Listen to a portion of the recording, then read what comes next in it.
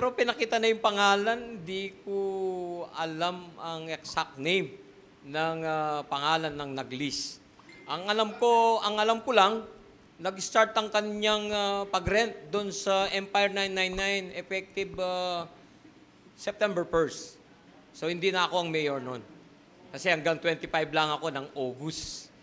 O ining metong kareng meging amano ng dating Mayor Teddy Tumang ning Mexico, Pampanga tungkol king pangatukal na ning 3.6 billion pesos sa halaga na ning shabu king metong nga warehouse king Barangay San Jose Malino. Pibanjane kanuning metong nga Willie Ong ing may sabing warehouse. Iong ing mikabandi naman king Empire 999 Realty Corporation. Agpangkantumang sakop ning kayang command responsibility ing milyaring drug bust. Uling aliwa na ing makaluklok a mayor anyang September 27 nune i Mayor Ruding Gonzales na.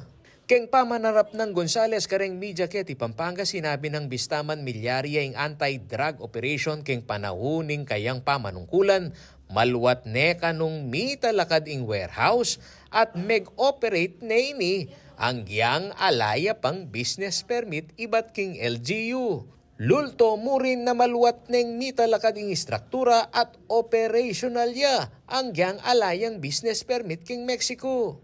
Aminan ko naman ing panahon na nginiya akong makaluklok ng akwari itang drugs ka rin.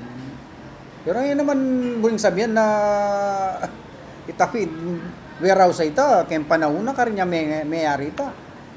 Kaya mo palagay mo, ba't may kapag-operate ita na alang business permit? Nino kaya ang kasabi na? Nitang migibandi. Agpangpakang Gonzales at ninyang development permit ibat keng barangay ing warehouse ng Willie Ong. May saliya naman kanuing gabun, apita lakarana nini, keng kapatad ng dating Mayor Tumang. Nanday yung barangay captain nung ating niyang development permit. At yun naman Inanda nung migibandi kayong gabun. Uy, Mayor Tumang, ex-Mayor Tumang, yung mismo sinabi na kitayang kapatad ni Tanggabon.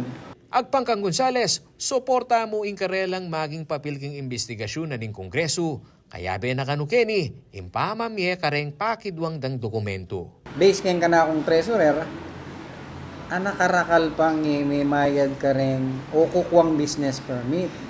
Lalo na ka rin warehouse sa pakatalakad. Actually, adwana lo. Adwana ning committee, retang kabuuan na nung pinanlang warehouse sa kasalukuyan makatalakad king Balen, Mexico. Aking kaya kayong talasuyo ay Paulo G. Santos, ating pusong makabalen.